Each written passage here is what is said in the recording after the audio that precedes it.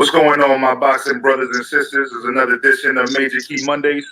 Appreciate you all for showing up. We got a special treat for y'all tonight.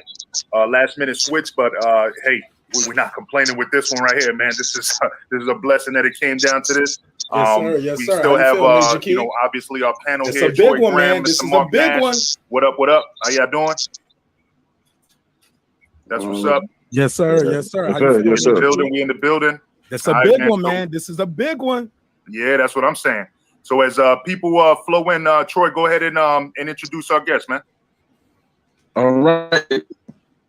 Ladies all over the world, we got a big one tonight for real. We got a two-time world champion, and I'm blessed to say he's from where I live, Baltimore. Baltimore's only heavyweight champion, the one and the only Hasim Rahman. Hopefully he'll knock me out tonight, but we'll see. We'll see what happens. You got to worry about that. I'm glad to be here.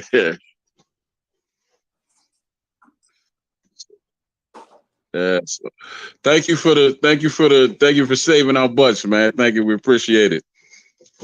And y'all was born in the right place for this. Yes, sir.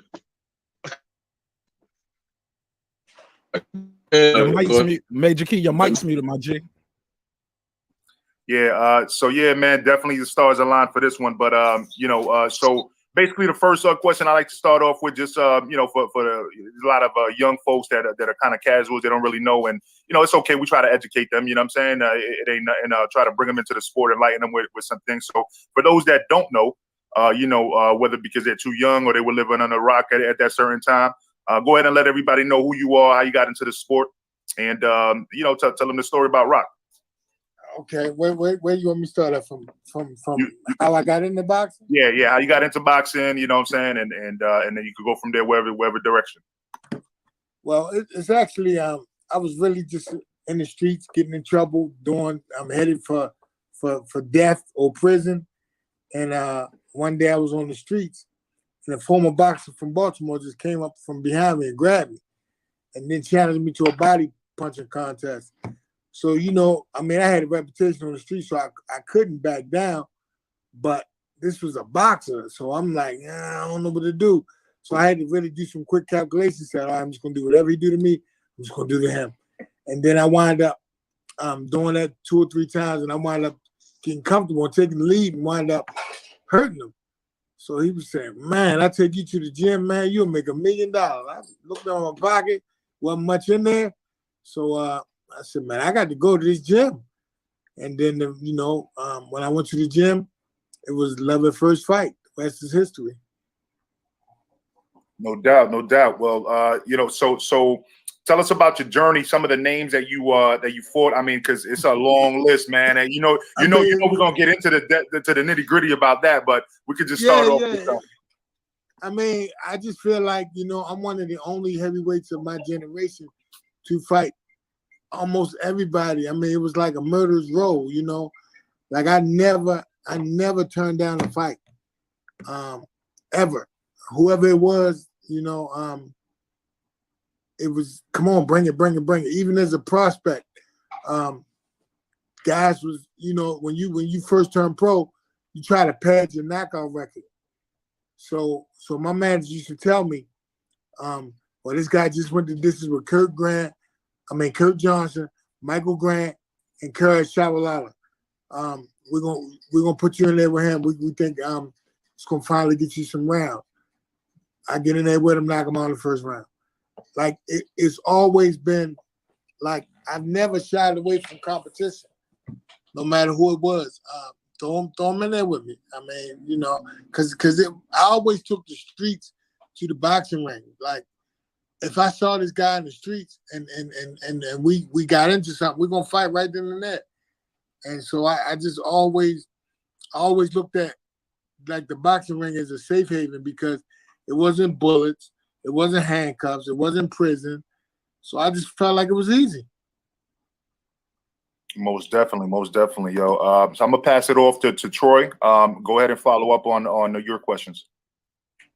Yeah, how you doing, brother? How you doing? I'm good. Yeah, man. I've always wanted to ask you, man, because you were Baltimore's only heavyweight champion. Only. There's no other after you. There isn't like you the first, the second, the third, or anything. You're the only one, right?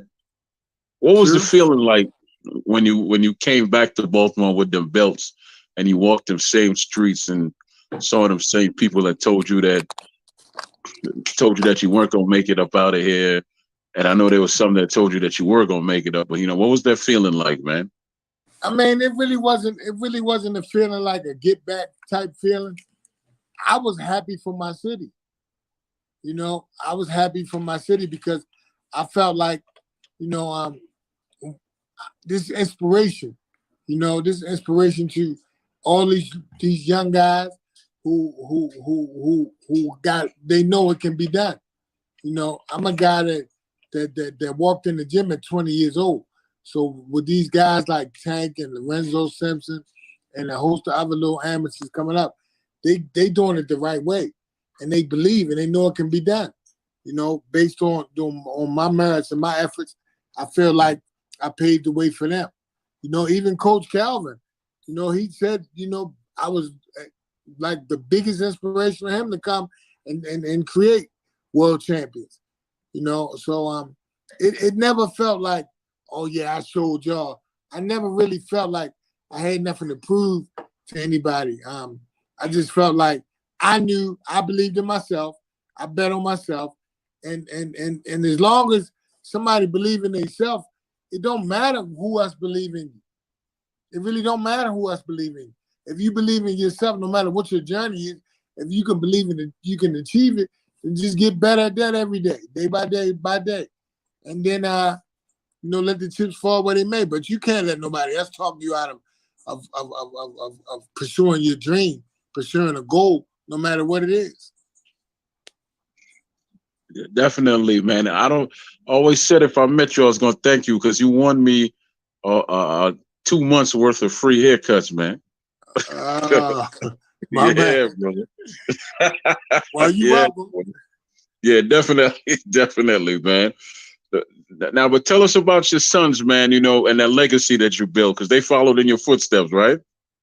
Yeah, I actually got 3 sons. I got a heavyweight junior, which I think he might be thinking about campaigning at Bridgerweight now. So and then I got like a welterweight, Sharif, and then I got a 14-year-old who has yet to make his amateur debut, but when he makes it, it's gonna be a big deal. It's gonna be a big deal. He with me. He work out with me every single day. Like I'm able to just fine tune everything about him.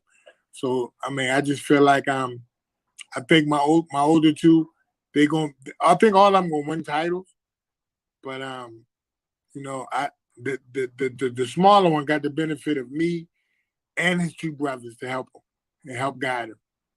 So I just think it's gonna be something special. Yeah, man. Because the reason I asked that, because I got 3 sons myself, but only one of them really is talking about getting into the sport. But I think he's toe in, toe out, and I had to let him know you can't do that. You can't do that. If you're gonna do this, you gotta put your all into it. Because he's 6'6". Yeah, he's 6'6", about 230 right now, right? Right. So yeah, he's always telling me, Daddy, and he half trained, man. He go to Marvin's gym sometime, and he half train and carry on. And tell me how to motivate this cat to get him straight. His name is Malcolm X, man. If he ever get focused, man, he gonna be something special. Just show him what Tyson Fury and Anthony Joshua was about to make for their fight. They was going to get $100 million site fee. Show him what Floyd got for his fight. And then if the money don't motivate him, then just take him in there and work him out. Put him in there with somebody. If he get beat up, that should motivate him. If he beat somebody up, that should motivate him. Because if somebody get the best of him, he should be motivated to get some get back. And if he do the right thing with somebody, he keep doing that. You let him know, like he can go down in history, man.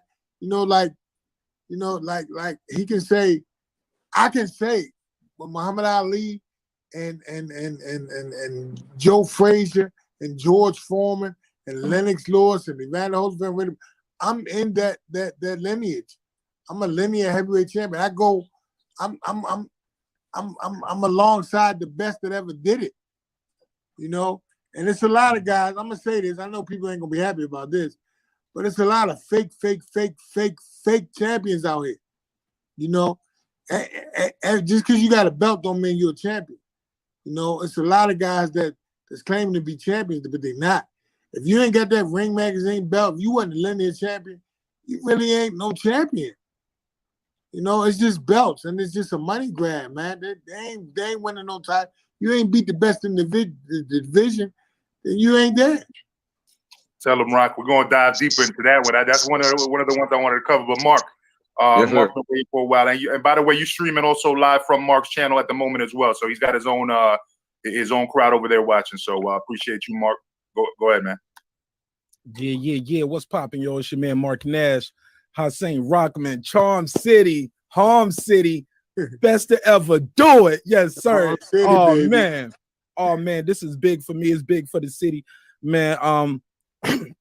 First of all, how do I refer to you? You want me to call you Champ, Rock, Hasim, Rockman, Mr. Rockman? I just want to make sure we always get you. Well, they all my names, so you pick. Hey man, I might call you Champ, I might call you the Rock, anywhere in between. They all my names, so you pick. Whatever make you feel comfortable. Hey Rock, man, thank you again. Man, I had some questions lined up, but he said something that made me want to ask you about your sons real quick. It's a famous doghouse footage sparring going around. It's old now, but one of your sons was boxing a guy way older than him, probably outweighed him. Yeah. Was that Sharif? Yeah. And then one of your other sons got in there and gave him the work. I think your wife was there too, if I'm not mistaken. Yeah, my ex-wife. Yeah, your ex-wife. Yeah, man. That was some classic stuff right there, man. But that was Sharif, though. Yeah, that was Sharif and Junior. And Junior. Okay. Your son faced a little adversity in that, and I want to segue to this. You yourself, you are a champ, two-time lineal champion, 2001 knockout of the year. I ain't got to give you all the flowers. You know what it is. No. But if you're gonna really introduce it though, introduce it proper, right? Because I really won 3 world heavyweight titles. If you look at my resume, I knocked out Corey Sanders for the WBU heavyweight championship of the world. And that's what I was about to ask you about right now. People don't like to give that credit, right? But at one time they wasn't doing that with the WBO, right? Now they recognizing people. When Tommy Morrison won the WBO title, they wasn't looking at him like he the heavyweight champion in the world. Now, recently the WBO has been accepted, and now it's 4 major titles. But I'm just saying, I went through hell to win that world title, and to me, I won the title 3 times. So people may not want to give me the credit I deserve, but I won 3 heavyweight champions. I won 3 different times. I won that heavyweight championship of the world. And the guy I had to go through to get it he knocked out Vladimir Klitschko in 2 rounds. So it was definitely no cakewalk for me.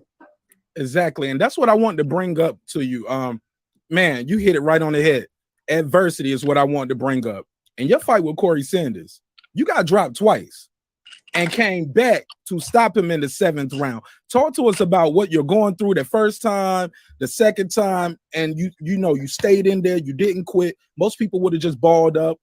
Talk to us about that heart of a champion to say, hey man, I still can beat this guy, or either I took his best punch. Like, so what is going in your head? Getting dropped twice and coming back up. I mean, I knew that this guy was tough. I mean, his record was impeccable. He was just knocking everybody out like early. And then they was talking about him fighting Lennox Lewis once he knocked me off. And I just felt like it was so disrespectful that they think he's just gonna walk right through me. So in my mind, I just wasn't gonna let whether I won another heavyweight title or not, I was winning one that night. I was determined to win a heavyweight championship of the world that night. And me fighting for my first heavyweight title, I just felt like this is an opportunity of a lifetime. I may not never get an opportunity to fight for the heavyweight championship of the world. And that was everything to me. You know, I'm fighting for the heavyweight championship of the world.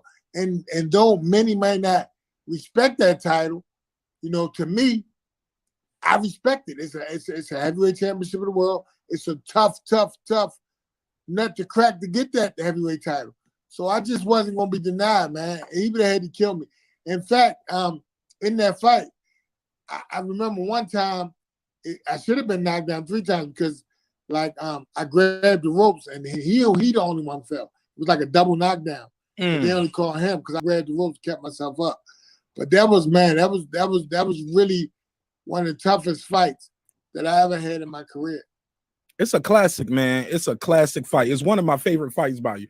But which leads me to the Africa fight, man. This was amazing. You through that fight, if you didn't win that fight, you definitely wasn't gonna get Lewis next, right? But but we're gonna get to that Lewis fight later because I know a lot of people got a question about that. But I want to fast forward past that. After that, you were supposed to fight Klitschko, and that fight got rescheduled once, twice. I believe ended up 3 times. First, it was back surgery. Then he had a knee. Okay, yeah, talk to us about that. Because my question is, do you ever feel like anybody ducked the smoke with the Rock Man? Who didn't want that smoke? That's a question I always like to ask legendary fighters like you who fought everybody, but yet they always got a name like, man, he didn't want it with me. Is there anybody that you think didn't want the smoke with you, Mr. Rock? I don't really know. I just know they wasn't knocking my door down to get it. You know, anybody could have got it. And anybody who ever wanted it got it. So, I mean, it was just so many decent heavyweights at the time, you know. I don't think it was nothing so egregious where I can just pinpoint this guy and give you facts behind it and make a logical argument to say this guy didn't want to fight me. You know, why not Klitschko? It was scheduled 4 times, and guys fight with injuries all the time. I do think he wanted to fight me, right? Okay. I do think he wanted to fight me. I just feel like at the time, he was getting knocked down, dropped in the camp, and I had eyes in his camp. He was getting punished in training camp by far lesser guys than me. So I just think at that time he didn't want to fight me. But I wouldn't say that Klitschko, I mean, he one of the hardest punchers in the heavyweight division in my era. I wouldn't say that he didn't want to fight me, but at that time he didn't. He couldn't. He wouldn't have been able to stand up. So he did the right thing. He retired. To Major Key, I think we got Coach Malachi here. Yes, sir. I'm sorry, Coach. I know I asked more than 2 right there, but I'm sorry, man. You know how it goes. Thank you again, Mr. Rockman. I'll be back for round 2. Yeah, man. Welcome to Coach Malachi Williams. So yeah, Rock. This is Coach Malachi. He's got his own channel, so he'll be sharing this on his channel as well. You know what I mean? I'll let him to introduce himself. Go ahead, brother. You on mute? Okay, there you go. Yeah, I'm off mute now. Rockman, how you doing, brother? I'm good. Yes, sir. I got a chance to meet you. What it was, Troy, about 2 weeks ago when the legendary trainer Tommy Brooks was on, and Junior Jones and Chop. Yes, sir. Yes, sir. Yes, so that was at that time. Rockman, I want to ask you a quick question. Before the Lennox Lewis first fight, when you beat him, upset of the century by far, more, just one of them, anyways. No one gave you a shot, and they probably didn't give you a shot because you had 2 losses on your record already. We know you had lost to David Tua. I kind of think maybe I don't consider that loss. I just was robbed in that fight. I was just about to say that, Rock. I was just about to say that. The record when you speak to me, right, I'm always telling how it is. But right. The records can say what they want, but the record books don't define me. And that's clearly a faux pas. That he did not beat me. I fought him twice. I don't have 1 win on my record, but I beat him twice. Right, yeah. I was going to say that. What I was saying was, I think because of maybe that, people didn't give you a chance against Lennox Lewis at all. Understandably so. Lennox Lewis was that guy. He was big. He was strong. He was training with was that Emmanuel Stewart at the time, legendary trainer Emmanuel Stewart. Right. So I get no one gave you a shot. When you came in there, do you think that Lennox Lewis overlooked you in that fight? Or was it the fact that you was just that hungry that you set out to prove that you're going to beat this guy? I think it may have been both. I think Lennox was in shape, right? When I saw him come over to South Africa, and I saw him spar, he sparred over there, and he looked fantastic. So it wasn't that I think the biggest mistake he made was not getting over there a little earlier. I think he probably should have got over there a little earlier and acclimatized himself a little better. But other than that, all my eyes was dotted. Yes, sir. And I remember that fight, man, and I remember the joy that you had, when it was over with. I'm like, man, this was shocking. This shockwaves around the world. Hasim, Rahman. I'm like, The Rock. Man, I hated Lennox Lewis at that time. I love him now, but I hated him. Listen, at that man, time. I'm gonna tell you what it felt like to me, right? Yes, sir. It felt like the Rumble in the Jungle. Oh yeah, 1974. You got the Muslim guy against the big, like, dangerous, knocking out everybody champion. They gave the young Muslim no chance in either fight. And for me, I went over there and embraced the people in South Africa. They wound up loving me before the fight. It was almost like when I run, it was almost like Boumaier, Ali. It was like almost Boumaier, Rahman. It was like surreal. So to me, it was just a reincarnation of the Rumble in the Jungle. Man, that was so beautiful, man. I remember the joy I felt when you won. And I didn't like Lennox Lewis. I love Lennox Lewis now, but I was a Mike Tyson fanboy, and I rooted for you heavily because I understand how great Lennox Lewis is after I went past my fanboy stage. Right. That was a great champion, bro. Lennox Lewis, right? Yeah, I mean, Lennox, my man. We actually friends. Right. So I don't got nothing disrespectful to say about him. When I look at his record, I can tell you people who ducked him, like flat out, Yeah. So I mean, but Lennox was he was by far the best that ever do it in my generation. Yes, sir, absolutely, he was. And I have another question for you. Which trainer? Now I know you said this a couple weeks ago, Tommy Brooks, right? But in your opinion, now you had a lustrous career. You had a lot of fights. You beat a lot of people and a lot of trainers. Yes, sir, a lot of trainers. Out of the trainers that you had, which trainer brought the best out of you? Like really motivated you, got you up, you was in your best of shape, mentally, physically, and you was prepared for whatever when you stepped in the ring with whoever your opponent was. I mean, well, it's only one guy that I could really give that to, and that's the guy who trained me for Corey Sanders and Lennox Lewis to win 2 different world heavyweight titles on 2 different occasions. So I would have to say Adrian Davis.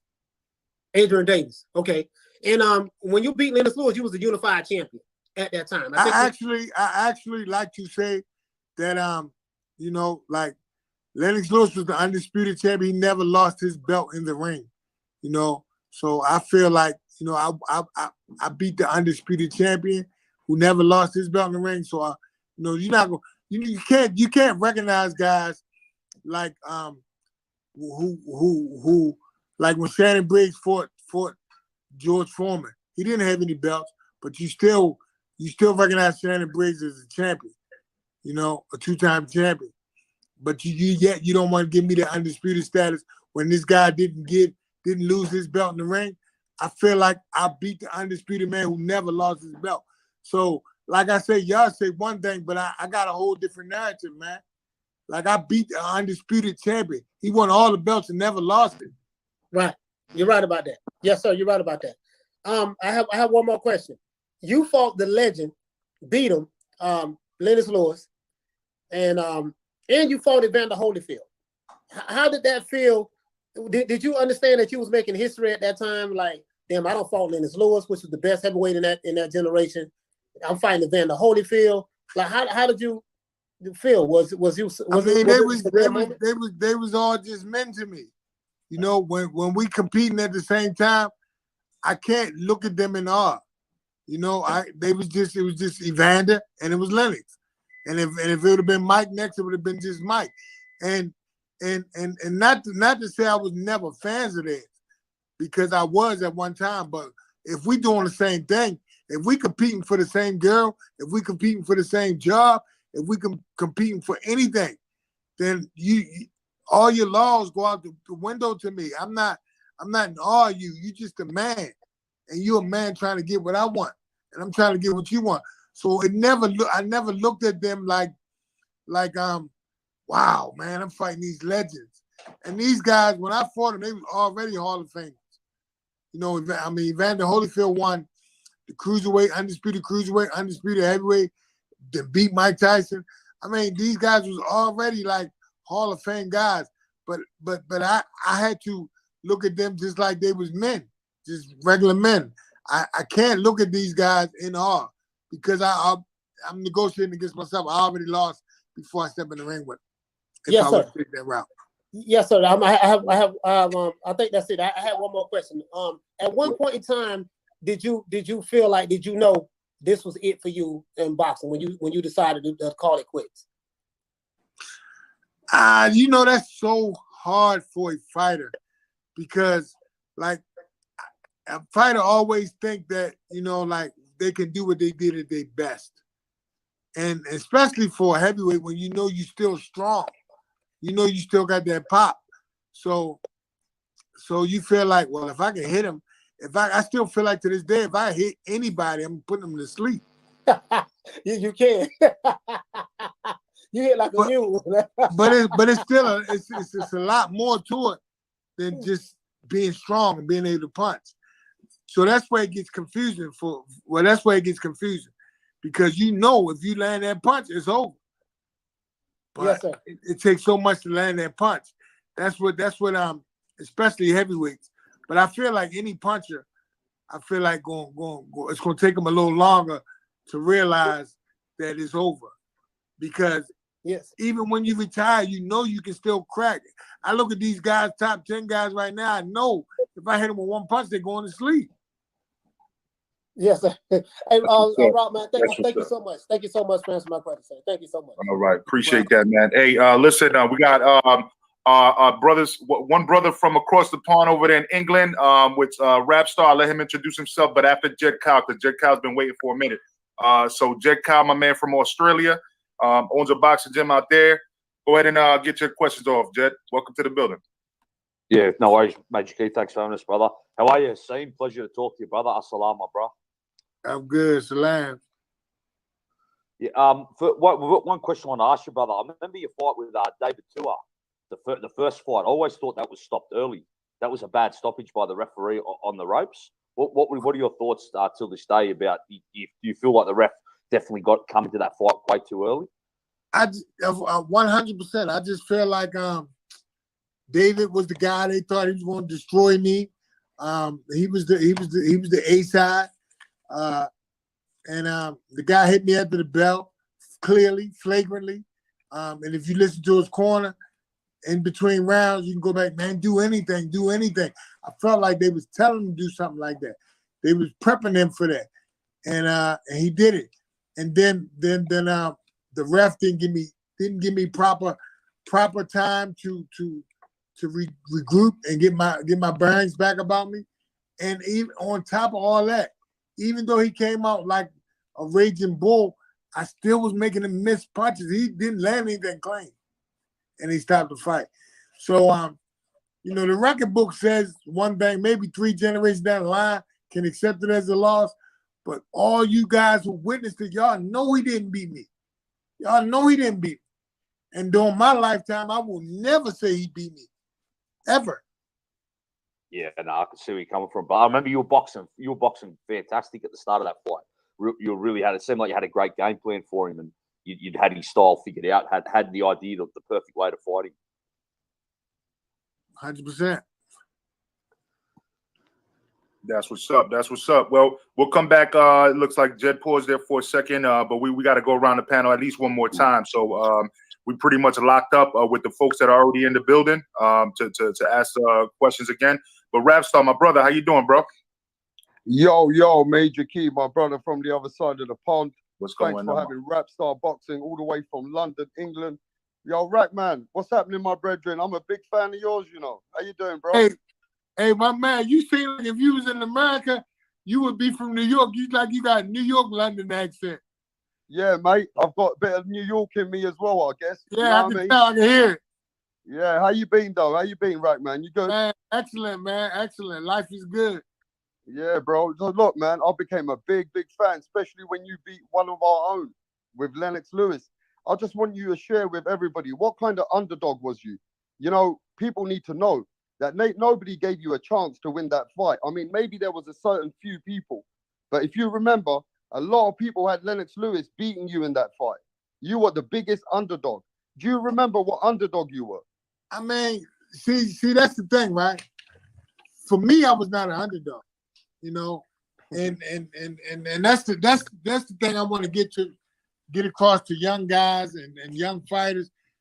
Like, people can say what they want to say. Ain't nobody gonna get in there and take them punches or throw them punches. So you're an underdog if you believe in it. If I follow their narrative, I got no choice. Why am I showing up?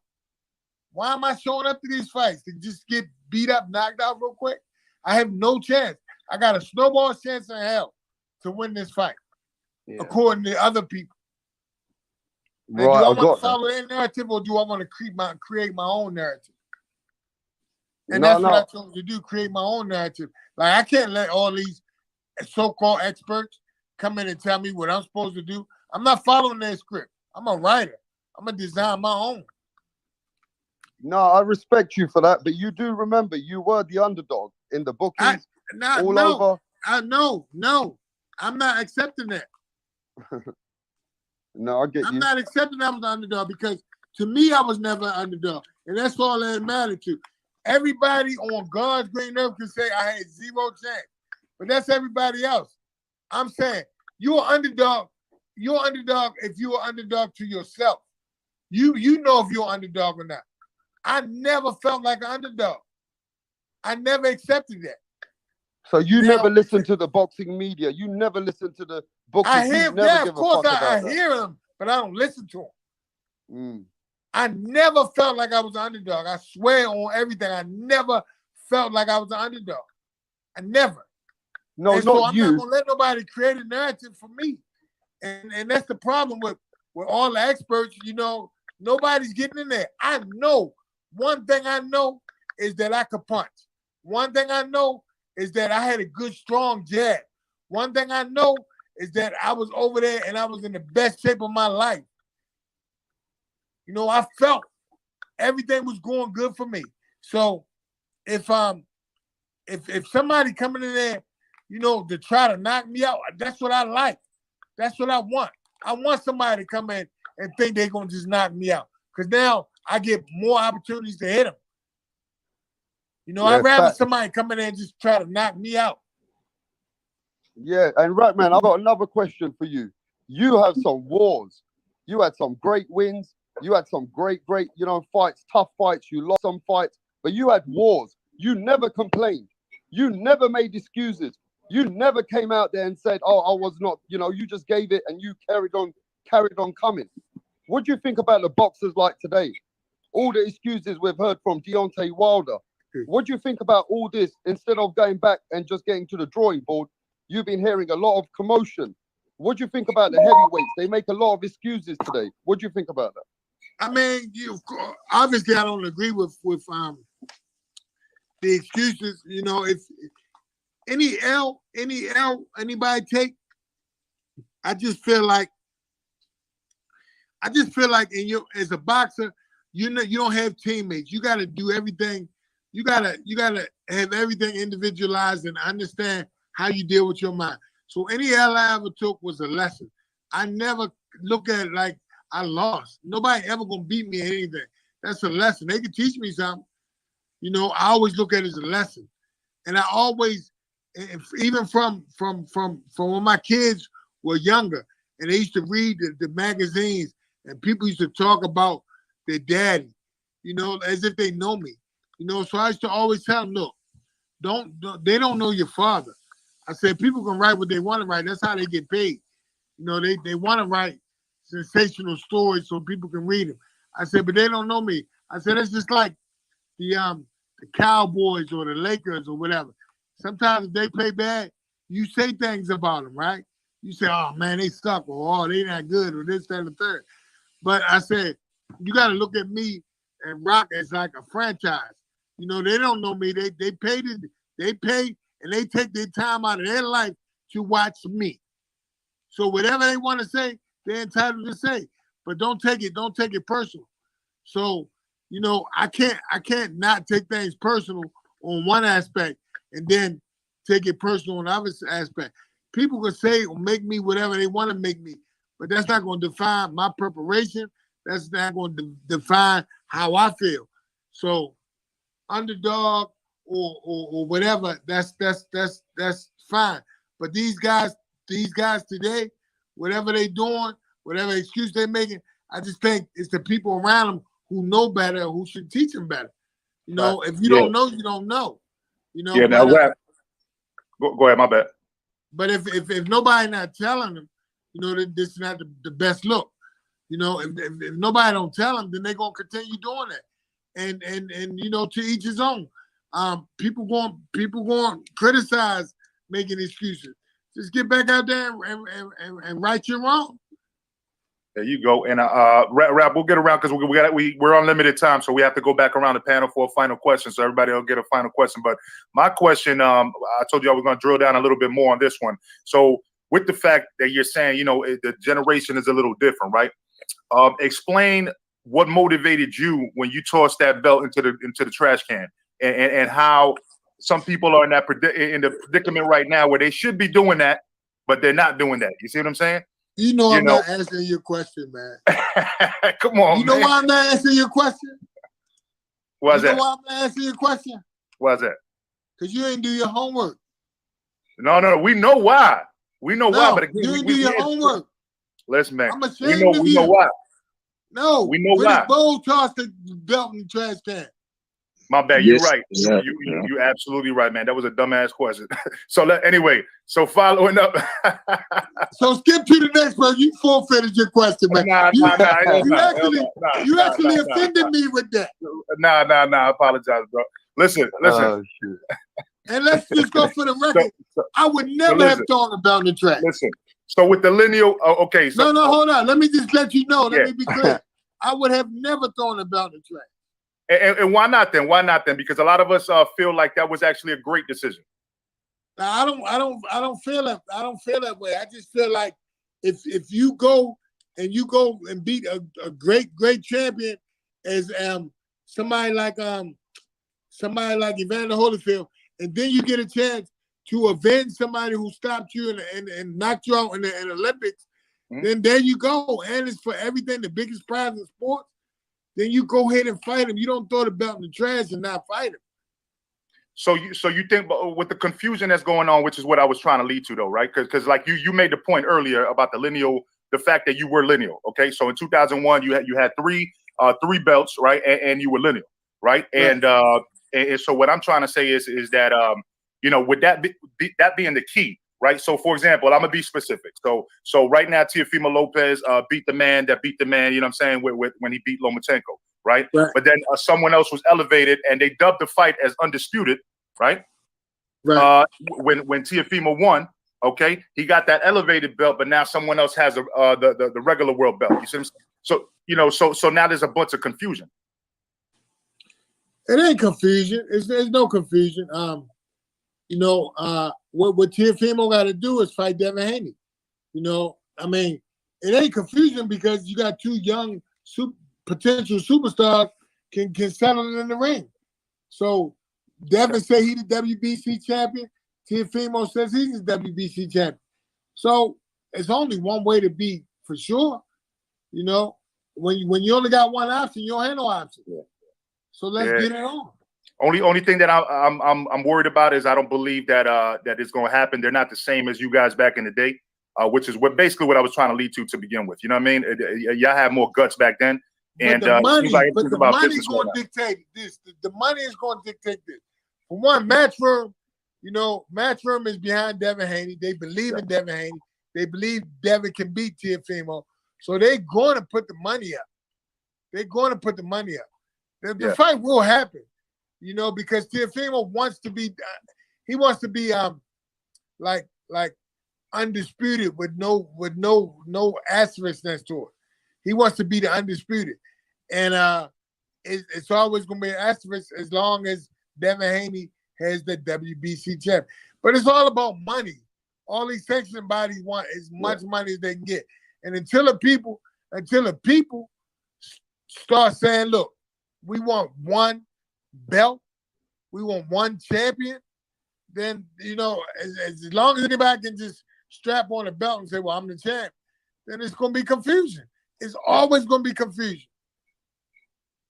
Yeah, that's what's up. That's what's up. So I'm gonna pass it. So Troy next, Mark again, Coach Malachi, and then Jed. It looks like Rapstar left the Hey, building. you want me to give you Ready Both numbers so you can ask him that question? I got it. He's the one that told me to ask you that question.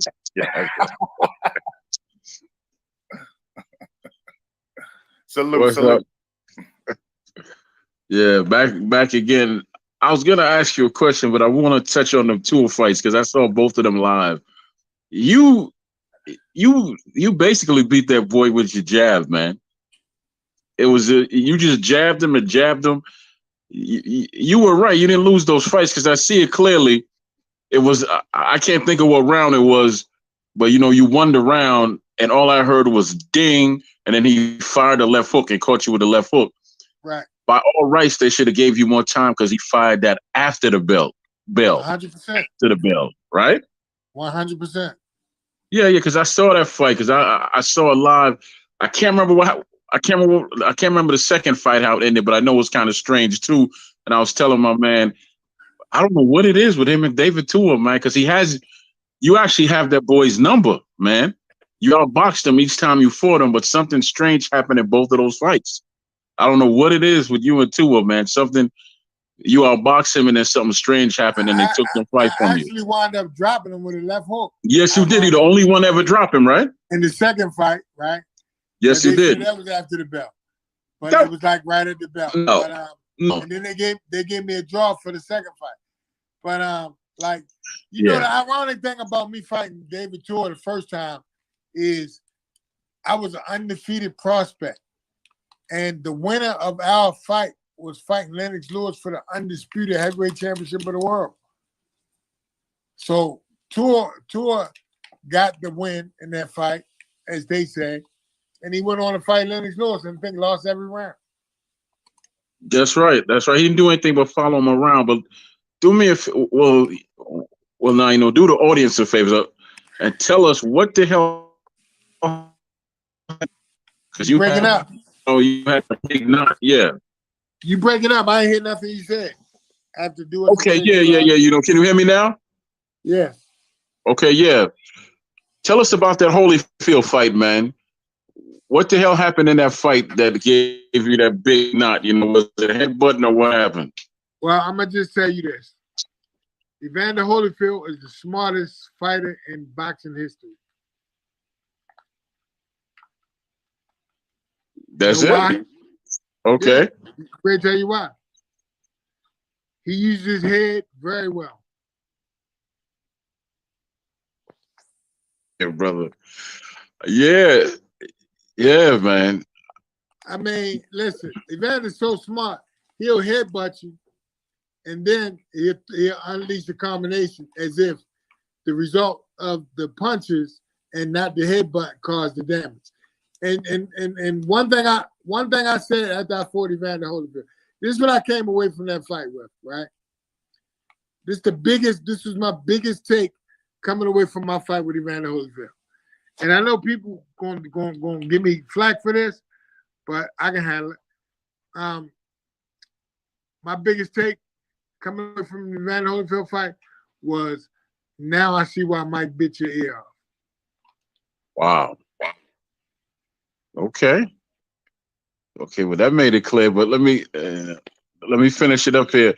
What does the future look like for, Rahman, man? Last I heard, you were either managing or you were promoting. What field are you in now? All right, listen. I'm doing managing. I'm managing fighters. But let me just say this, since you brought up Holyfield, right? And since you brought up my sons earlier, let me just say this. Let me just say this. Evander Holyfield got a 154-pound son named Evan. I got a 154-pound named Sharif. I would love to have a double header. Me and my son will beat the shit out of Holyfield and his son if he want that smoke. I tell you what, and I'm being serious. I'm gonna call you after the show. I think I got a way of making that happen. I'm gonna call you after the show. We won it. Me and my son won it. All right. I will call you after the show. And guess what? And to show you how much we won it, we even willing to say only the winners get paid. We okay. Well, take off. I tell you what, if it happens, I only ask one thing: that you bring it back here, your son and his son, and let us do the interview with both of them. That cool? I can't speak for them, but I can tell you, me and my son will be here gloating. Cool. That's all I can say, man. And then before I jump off it, man, you got a home now, man. If you ever want to, if you ever want to promote anything, you ever want to, come back and bring your sons or anything, please do, brother. Please do. It's always a pleasure when you jump on the mic and come over here with us. All right. My man, I appreciate it. I'll make sure. Not a problem. I'll make sure that I read his resume and not Holyfield's son's resume. Right? And the last thing before I pass it on to the coach over here, man. We got a saying over here, next, right? Bro. It's me. It's Mark Nash. Oh, Mark. I'm sorry. I'm sorry, Mark. I'm sorry. Golly, bro. Yeah, I'm sorry. Off night. Yeah. It was the rain. Yeah, we got a saying over here, right? Major Key Boxing is the home of great fighters and legends. I just need you to drop that before you leave the show for us. All right? Okay. Thank you, brother. Thank you very much, man. No problem. Mark, why you slacking, man? Mark, you ready? Let's go. Absolutely. I ain't slacking at all. Let me ask you something, my brother. Man, first of all, I'm gonna hold you to that. The fans are gonna hold you to that. Hold me to We're what? gonna put that clip out. It's Hold going viral. Hasim Rahman, man, what you talking about, man? Hasim Rahman said me and my son gonna beat you and your son. I just made a challenge. It ain't no hold me to nothing. You don't hold me to it. Get them to sign it down the line, and we can beat their ass. That's what I'm talking about. Look, I love that energy. I'm instigating. I'm sorry. I'm instigating, y'all. I'm hype. I love that because I had that hematoma from Holyfield definitely came from headbutts. Anybody who was alive and saw that fight, if you Google the fight, they talk about it in Wikipedia, all the boxing writers, ringside, everybody saw it. It was obvious. But even still, you was fighting and was whipping ass, in my opinion. You didn't quit on your stool. You were just saying it was too much. The doctors had to come in and stop that fight, if I'm not mistaken. Do you want to talk to people about that a little further? Because keep it a buck. You kind of said my man was a dirty fighter without saying he a dirty fighter. No. Listen. Respectfully, of course. Hold up. Wait a minute. Mike Tyson, even Riddick Bowe, I got a clip on my phone right now. I can send it to y'all when we're done. Riddick Bowe said, man, you are we was all together and we was talking about how much Evander be headbutt. So Riddick Bowe said, man, listen, every time I look in the mirror, he said something in his eye. He said, I see you, Evander. He said, I see you. Everybody wrong? Everybody wrong? Come on, man. Just look at what you gotta really, realize what your eyes tell you, and what you see. And these eyes realize real lies. So, he can say what he wants about he don't do this and he don't do that, but that's a lie. And I got something for him now. I got something for him, talk that shit, Rob. Talk that shit. And I want that. If any ever fight, that I want that because, people put wins and losses on your records that really sometimes they undeserved, and it happened to me on more than one occasion. Evander Holyfield shouldn't have a win over me. Evander Holyfield was notoriously famous for gassing out. That's how both stopped him in the third fight. Gassed. So, and I fully intended on knocking him out that night, but I will do it in 2021 or 2022 or whenever he finally goes to sign a contract. I told you, me and my son will punish him and his son. Period. Okay. I don't doubt you, sir. And I love that energy. Who was the hardest puncher you ever faced? I don't think nobody hit me here harder than Lennox Lewis. Straight like that. And that's respect. My last question, I got to ask you this based off your answer to the last question. I like to ask former champions yourself this same question. Are you familiar with the term glove gate? Glove gate? Yeah. Okay. With Deontay Wilder and Tyson Fury. Deontay Wilder and Fury. Tyson Fury. Yeah, what's your take on that? Far as what's going on with that, where the man feels like he was cheated? I mean, I seen certain videos, and I have some in my phone. Like, look, when I looked at Tyson Fury's glove, it looked like his glove was in the part where his hand should have been. So, you know, but this was the first fight that I think this glove gate controversy was talked about. I really, Tyson Fury is such an enigma to me. I really ain't figured it out how he can get dropped by Steve Cunningham, how he can be knocked out by Deontay Wilder for 5 seconds and just pop back up and go on and fight and damn they win the rest of the round. He's an anomaly. He's just I can't figure him out. I can't figure him out. But I do think something was going on with those gloves from what I witnessed in my watching of the tapes. But I didn't necessarily see that in the second fight. And the second fight is the one he lost.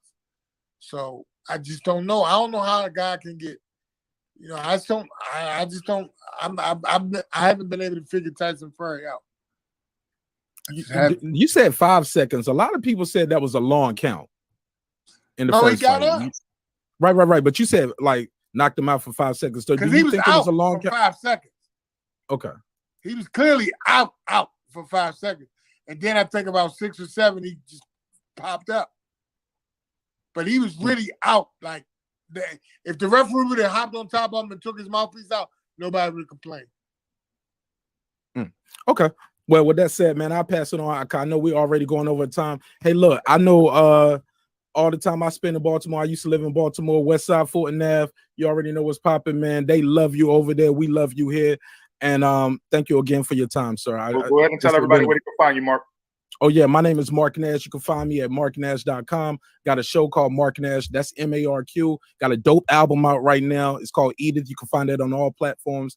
And my name is MARQNASH. Remember, dreams require sleep, goals require effort, and you can get that hoodie at marknash.com. We about to go over here, go live on my channel at shortly right after this, and we will do a quick recap of the conversation. Then we're gonna get into some other conversation. But thank you again for your time. Hasim Rahman, love you, man. When I say I love you in the city, Baltimore, love you, man. My man. We need a petition to get a Hasim Rahman Day in Baltimore. Why not? We need a Hasim Rahman Day, and I'm gonna get with my people in Baltimore. They gave me that years and years ago. They what? I've been had that for years, over 20 years now. I didn't know you had a Hasim Rahman Day. They get day off. Do they get the day off of work? Day off. We need a state day. It needs to be a state holiday. They just making Juneteenth for a federal holiday. I mean, it's gonna probably be a long time before they give somebody a day off. But man, you gotta have that day off, man. It's just a happy day. All right. Thank you so much for your time, man. Do you got a gym in Baltimore? Were you working out? No. Nah. But I just hit different gyms when I get there. Okay. Thank you again, man. Peace. I appreciate you, Mark. And now to Coach Malachi Williams. Go ahead, sir. Hey, man. I got 3 quick questions for you, brother. Before you go, listen. I want to ask you something about egg weights. We've been hearing a whole lot about egg weights. Deontay Wilder did say that he felt like Tyson Fury had egg weights inside of his glove. I want to know, can you explain to me how would that be possible for Tyson Fury to put egg weights inside? I'm not saying he did, but is it possible for someone to put egg weights inside of their glove? Meaning the egg weights inside of their glove first, then you put your hand inside, right? with your fist balled up and the weights are on your knuckles or whatever. How is that? What do you think about that? I mean, that's not what my understanding of the whole glove cake thing was. I thought where he was put his hand not in the whole glove, but in the upper part where the wrist normally lie. That's where his fist was.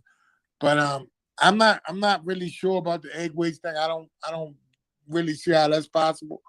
But I just think where his hands was, they was positioned where the knuckles was able to do more damage than normally they would otherwise be able to do. Yes, sir. You're talking about the first fight. Yeah. Yes, But I sir. don't know about the egg weight stuff. That's something I'm really not going to speak on because you saying that is the first time I heard of it, and I haven't done any research on that. Yes, sir. So I'm just totally lost on that one. So I don't really want to. It was saying quite difficult, but right now I just don't want to say nothing about that. Yes, sir. I'll ask you a Mark Breland question. Also, there's speculation from Wilder that Mark Breland spiked this water bottle in order to help cheat Tyson Fury. Could you know Mark Breland? You probably know him better than I do.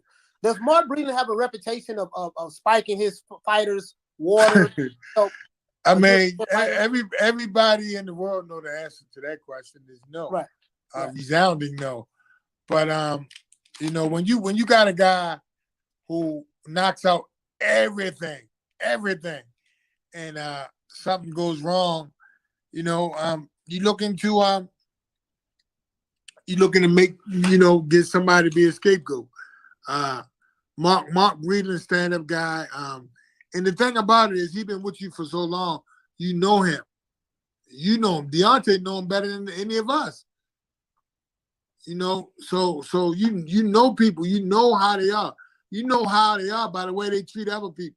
You know how they are by you can see their character.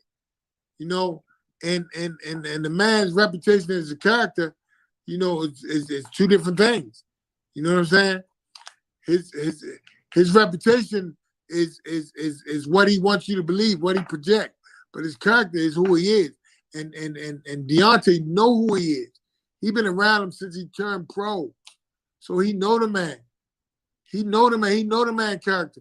And he know that really spiking that man water, spiking somebody, his own fighter's water wouldn't be in his character. In fact, I would go so far as to say, I don't believe Mark Breland would have spiked Tyson Fury's water. Yes, sir. Yes, sir. Because the reason why I bring that up, because Mark Breland been receiving death threats from people who support Wilder. That's why I brought that up. I find it ironic. This is another black man that I felt like got thrown under the bus, and now he's been receiving threats from some of these rabid fanboys.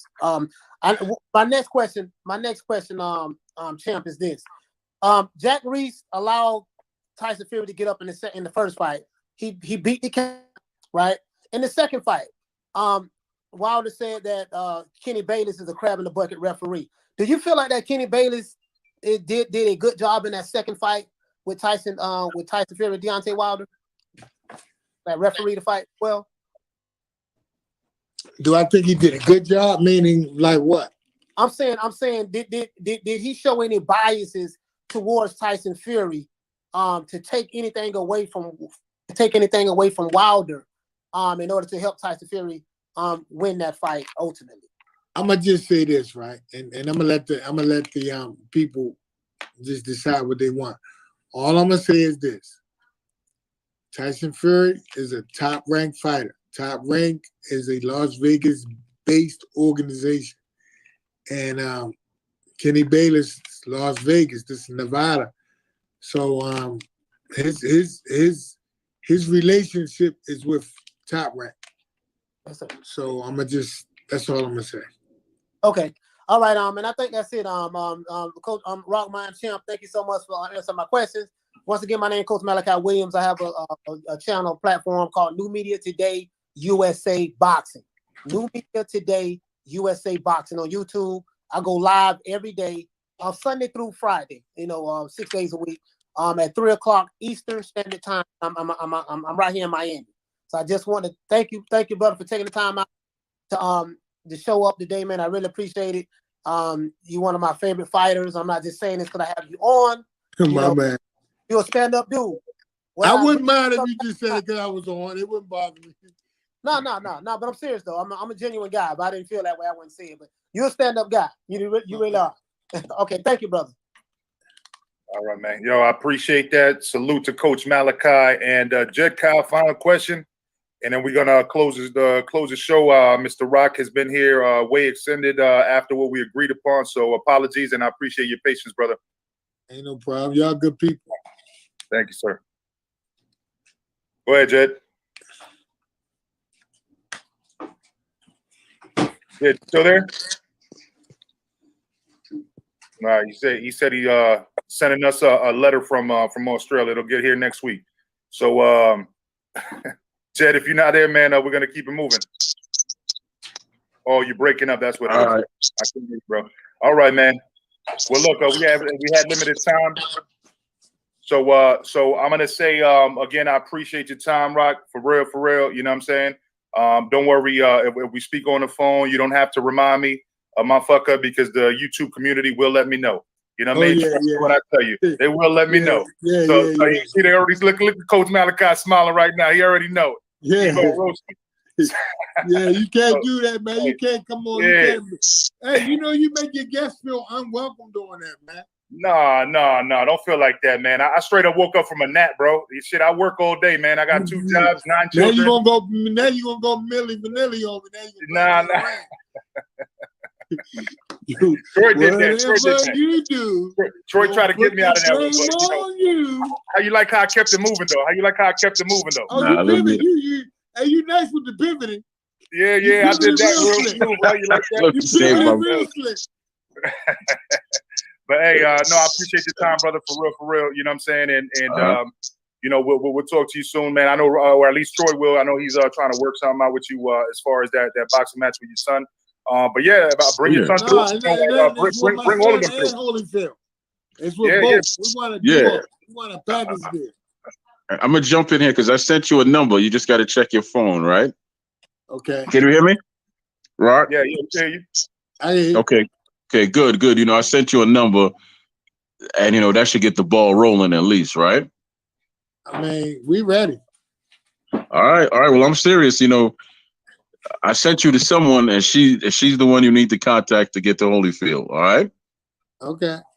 Oh, okay. We love cool. you, Rob. We love you, man. Never. Yeah. We love you, bro. Yeah. Cool. Go ahead and do that drop for us, Rock. Where the Major Keys is with the home of our. Give him the full screen, Major. Okay, hold on one second. I got you. Hold on one second. That's what it is, right? Major Keys is the home of legends and champions. Yes, sir. No. Major Keys is the home. Major Keys is the home of great fighters and legends like yourself. Just let him say what you want, man. Just let him say what we want. We live here. Just say what you want, brother. Give him the full screen. There you go. You ready? Yeah. Major Keys is the home of great fighters and legends. Major Keys. Thank you, sir. Appreciate you. Yes, sir. Perfect. Bless up, man. Bless up. Yeah. Hey, listen. I mean, I mess with y'all on the real, aside from that Riddick Bowe thing. And so if y'all need me, man, if somebody drop out or whatever, I'm here for y'all. We love you, man. We're gonna.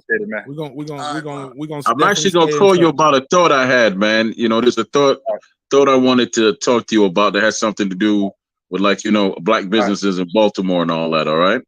Man, that's good. Make sure you call me because I'm that we didn't get a chance to talk about what I do in terms of business and all that. Right. But yeah, that's something I'm doing. So yeah, definitely. All right, brother. All right. Big to you, brother. Yo, we're going to Mark Nash's channel. Again, that's MarkNash. We're gonna go ahead and move everybody over there if y'all want to continue some talk here. Now, also, you see if you want to support, if you like the interviews, try to help us get some more equipment. You see it at the bottom right here, Major Key Boxing or $ Major Key Boxing on the Cash App. Other than that, I appreciate everybody showing up to support. Like always, we're gonna have another interview tomorrow, Buddy McGirt, and then on Thursday, we're gonna have an interview with prospect Dylan Price, who's 13-0 with 10 knockouts. So You know what I mean? Hopefully y'all show up to show some support then as well. Peace to Mark, peace to Troy, peace to Coach Malachi. Another great addition to Major Key Mondays. Salute. I see y'all over there. Let's get it. We already live. Let's keep it moving.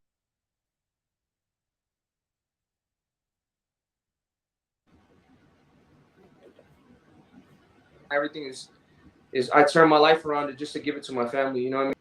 All right, I'm live over here, guys. I'm gonna holler at you. All right. Yeah. What's popping, y'all? While we're waiting for the room to populate, let me run the intro, and we're gonna keep this thing moving. We're gonna keep it moving. I appreciate y'all being here. Gonna run the intro, keep it moving. I'm gonna log in on the other computer so y'all can see my beautiful face. I know you love it. Yeah, man. If not, you bitched it. Okay, I'm sorry. I shouldn't have said that. I'm sorry. Look, man, we having a great day over here, man. Let's be respectful. I'm sorry. I don't know what I'm thinking. Let's run the intro real quick. Let's get this show started for everybody who's populating the room. This that squad sound. This is madness.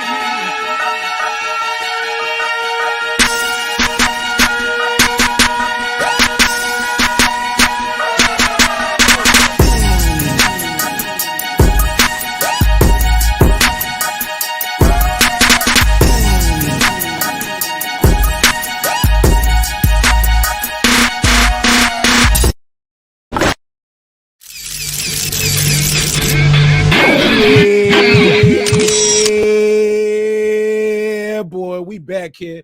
You already know what's popping. You back in the lab with your man Mark Nash. He is I am he. Another great episode of Breaking the Beats. And what can I say, man? This has been a hell of a show. As you know, we had Hasim Rahman, former two-time heavyweight world champion, lineal champion. He said he's undisputed. I ain't gonna argue with him. I don't want them problems. You feel me? Look, man, shout out to Major Key, man. We had a dope-ass simulcast over there. I'll drop the link right here for everybody who could not get in over there.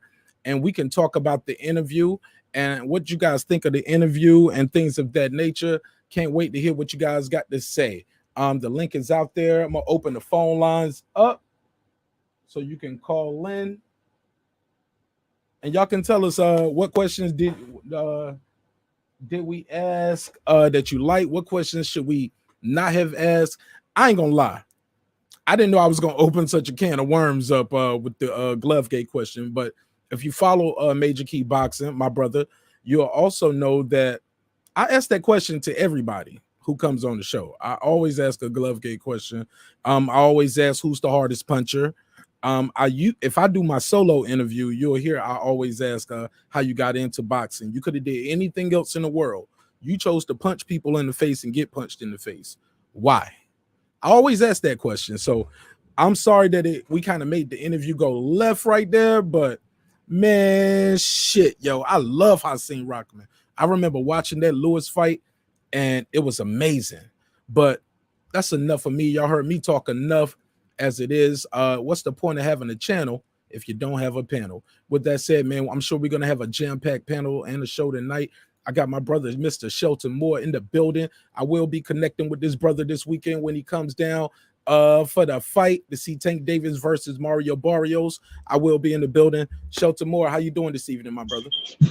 I'm doing great, sir. My flight leaves at 6:30 on Thursday, so I'll be there at 1 in the morning on Friday. Yes, sir. But 1 in the morning on Friday. Man, I gotta call you, man. Man. Yeah. We gotta talk offline. Gotta hit you up, man. Yes, sir. Yes, sir. Yes, sir. But yeah, man, you asked the question I wanted to ask, and it was a great question. How does he feel about the excuse making in boxing today? And he told the truth. I don't like it. No true boxing fan should like that. No true boxing fan should tolerate that.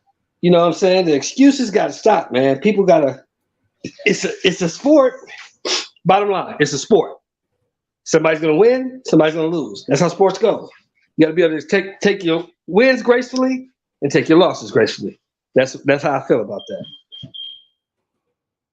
Hey, man, I didn't even get to ask him the question how I wanted to ask him. Like, man, because we realized we was pressed for times, and but also we like to show respect to the brothers and sisters in the UK, and Rap Star represents them quite well and is quite popular here in the States doing what he do. So it's a different time zone. It's like 2, 3 in the morning might be over there. Who knows? But we always try to let him get his bars off. At least Major Key does. You know what I'm saying? And I respect him for that and his time. So we were just trying to get a lot of things off. But I want to know what everybody thinks about the interview. How did you guys think it went? How did he answer the questions? Man, he gave us some hell of a sound bites, man. I can't wait. Man, Rock is a good dude, man. Rock is a real dude. He's a good dude. And I'm going to do everything in my power, however limited it is, to get that fight going. I want to see that fight, man. Rahman and his son against Holyfield and his son, I got to see that. I already got the ball rolling. How y'all doing? I got the ball rolling, man. I sent him a number. All right, Troy. What's up, baby? Yeah, man. You know, I sent him a number for, you know, Evander Holyfield's publicist. Okay. So, yeah. So he got that number, and he get the ball rolling. Trust me. He's a good Y'all keep talker. cooking. I'll be right back. Yeah. He's definitely a good talker, man. Sheldon. Yes, sir. Yeah, you know, I so wanted to get on Coach's Live today when what's the dude name that was talking about Manny? Santos. Santos. Yeah. I want to get on there because I had the same conversation with the lady Chan on her panel over in England. You know, she got a boxing thing over there, group. Oh, right? yeah. I'm with Chan a lot. Yeah, yes, sir. Yeah. So I was like, listen, how y'all gonna condemn someone without any proof? That's how you get people killed, actually. If you ain't got no proof, why are you talking about it? Well, let me explain something to you, man. People can say all day that they unbiased. But as you saw today on that live, right? The bias comes out. You know what I'm saying? Mm-hmm. He was trying to make every excuse in the world for why Manny was using, except the one we want to hear. Where's your proof? Where's your proof? Yeah. And every time we came back to proof, he went around the corner again, did he not? Exactly, man. You know, who else is in here, brother? You know, I see another icon, but I can't see the name. Yeah, what's up, Troy? It's Jed, brother. It's Jed. I couldn't. Oh, Jed. What's up, Jed? My man. How'd you like the show, brother? How'd you like the guests and all that? Yeah, great work, brother. I was actually going to ask a question before it cut out. Thanks as well, Mark, for having me on the panel as well, brother. Thank you, man. Yeah. I was going to ask a question about Hasim, but I had some technical issues just about growing up in Baltimore. I'm sure boxing would have saved his life, you know, because I know it can be a very dangerous place. I was just going to ask you a question about boxing. I think Major Keys touched on that before you got in. He was the first one to speak to him, so he said wasn't like jail, wasn't like anybody was shooting at him. It was just two people fighting, so he felt safe in there, you know. Yeah. Yeah, because he said he was in the streets. He was getting in trouble. And he said, he ran into a dude that was a fighter, one of his partners. So the guy said, let's do some body work together. And Rock hit him, and he hurt him. He said, if you go to the gym, you could make $1 million. He said, that's all he needs to hear. And that's where he went. Nah, well, the truth is, man, I'm going to tell y'all this true story. I already knew that cat because I was 21, 22 at the boxing, right? I was in the county, he was in the city, and I happened to meet his coach when I went to my gym. His coach was the legendary Mr. Mackey, right? And he was trying to find some sparring partners for Rock because Rock really was just knocking everybody out. Yeah, and then he saw me because I had a sparring match that day, and he liked my size, he liked what I was doing. He asked my coach if I could come to the city and spar with Rock, and the coach was like, "Nah, I don't really want him to do that." And I said, I didn't know who he was, right? So I'm like, yeah, man. I didn't know who Mr. Mackey was either. So I said, yes, sir, I'm fine with it. And the coach was like, no, you're not. But I said, yeah, man, I'm cool with it, man. Go ahead and set it up, right? Uh-huh. So he gave me the address, and I used to go and check Rock out. And I'm like, maybe I jumped on this too soon, but then every time I see him, I realized that I was faster than him just by watching him, right? But but long and short of it is that we never hooked up because, see, I had a heart problem and I used to take off my heart monitor and still train, and I wasn't telling nobody, right? So as soon as everybody found out about my heart, I couldn't train no more. So years later, I saw Rock at a weigh-in. He was sitting at a bar, and I talked to him, and I said, look, look, I was supposed to spar with you, man, and you always were the bigger puncher, and you had the bigger name, but I used to watch you, and I figured out a way that I could probably kick your ass when we were younger. And he was like, really? He was like, dude, man, do you talk that way to everybody? I was like, yes, man. We saw how competitive he was today in the interview. So he's a natural competitor in that interview as well today. And then on the phone, I kind of reminded him of the conversation. He said, of course I remember you, man, because he looked me in my face, told me he's going to kick my ass, man. So he said, man, you say that one more time, it's going to be a homicide scene up in this joint, right?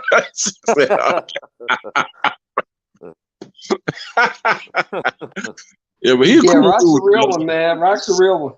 Yeah, he cool as, he's not playing the character. That's who he is. He real cool brother, man. He got the biggest hands I've ever seen in my life. And when I said that he was beating up grown ass men, man. No, I remember hearing that on an ESPN special they did on him. That when he was 14, he beat up an 18-year-old or something in a street fight, or even two 18-year-olds. So yeah, he was extremely heavy-handed. But like I said, I was fast and I was light on my feet. So the only reason why my coach didn't want us to hook up is because he knew that, in the ring, as soon as I get hit and hurt, I don't move. I just want to, I want to take your heart and all that, right? And he's like, you can't do that with him because he's going to knock you out. I'm like, whatever. You're young and you don't think you could get knocked out. But as we saw, that was the plan. If you sit in front of his ass, you're going to get stopped. He would have knocked me out because, see, the thing is, as soon as he didn't hurt me, that damn pride, that damn Jamaican pride would have kicked in. I'm like, damn, Dak, we going to fight. Right? And I would end up knocked the hell out, right? And, then I would have to come back. That's how I go, baby. That's the game. That's the game. Yeah, because that was my Achilles heel when I was younger, man. I had this attitude, like, if you want to hit me and hurt me, we're gonna fight. And I'm gonna try my best to break every I was just like that when I was younger, If you don't have an attitude, you probably shouldn't get in the boxing ring. Yeah, but you have to learn how to control it, man. Because Larry Holmes had it, but he learned how to control it. Because if you watch him, once you hit him and hurt him, a la Ernie Schaefer's Jerry Cooney, he tried to kill you after he got up at it. Well, you got to remember, he didn't have a choice in that second Schaefer's fight because when Schaefer's hit him with that overhand right, he bounced off the canvas like a basketball. Sheldon, he looked like somebody shot him, boy. Yeah, he had no choice. He had to fight that dude. I got to get this dude out of here. I can't take no more of those. I still can't believe he got up from that. I mean, people go, Fury got up from Wilder. I don't know how the fuck he got up from Schaefer. Yeah, because his hand was all stretching out and. That's why I say, to this day, right now, when people ask me that question, Holmes or Wilder, Holmes stops him. Holmes knocks him out. 6 rounds. 6 rounds. Holmes beats him with just his jab. He just jabs him the whole fight. He doesn't need to use another punch. If they say to Larry Holmes, all you have to use is your jab, Larry Holmes still beat him. They say you can only throw a jab in this fight, Larry Holmes would still play with Wilder and school him. That's a mismatch.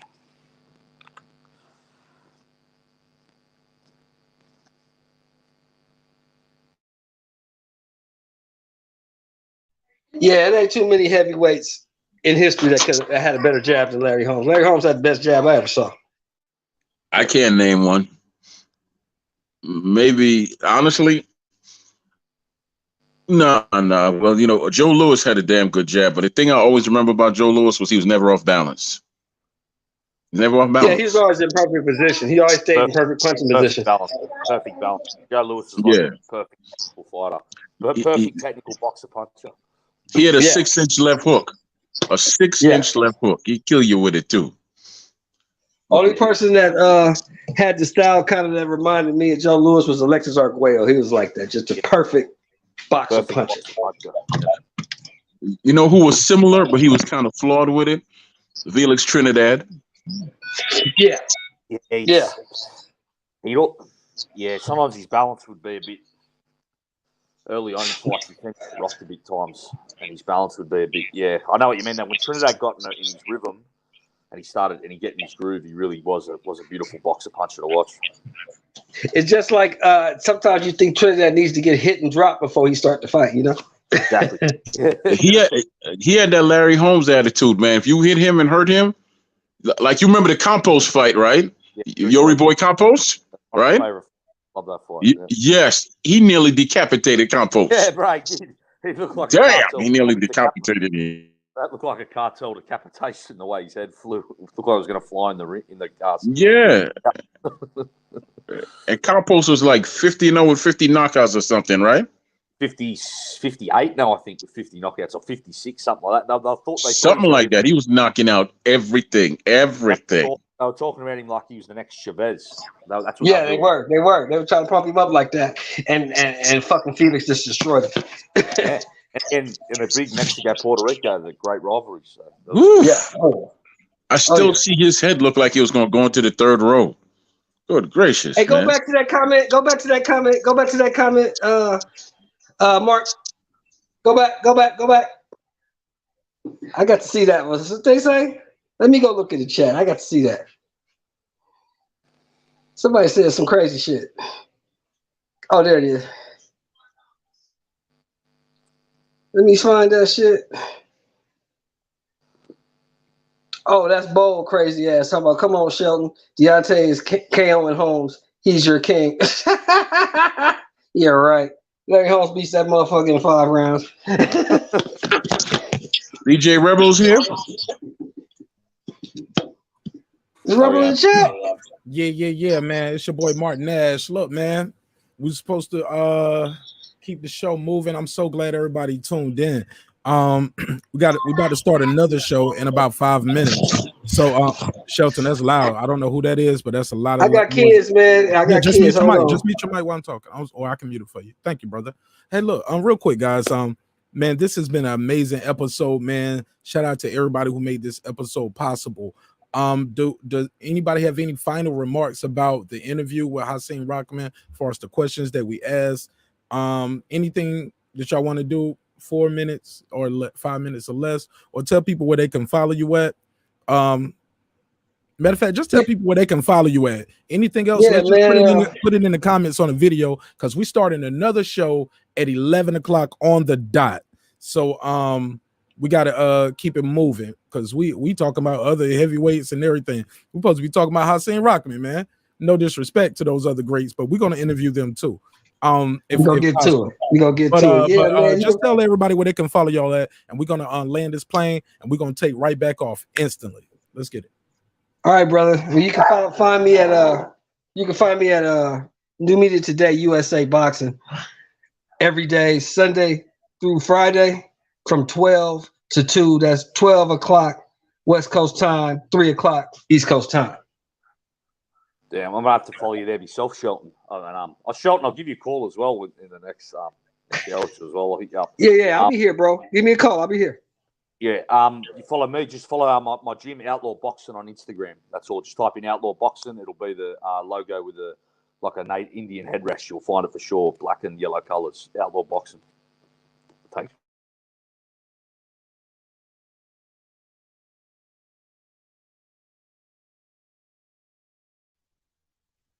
Everybody gone? Or Mario? Can you hear me? Waiting on you. You. Oh. Okay, well, yeah, Major Key Boxing, 9:30 Eastern Standard Time every Monday. Every Monday you shall find Troy Graham there, and you shall find Major Key there. So every Monday, 9:30 p.m., Major Key Boxing. And yeah, man. Y'all already know what's popping, man. You guys already know. I'll put the link for this in the same episode. I mean, on the same channel. I'm already starting the other episode. So as soon as you hang up here and you click off, click the link again, and you'll be here with your boy Martin Nash. Thank you so much. Rolling with the punches. I don't know you, my brother, but you're more than welcome to beam in on the other show, because we are ending this one now.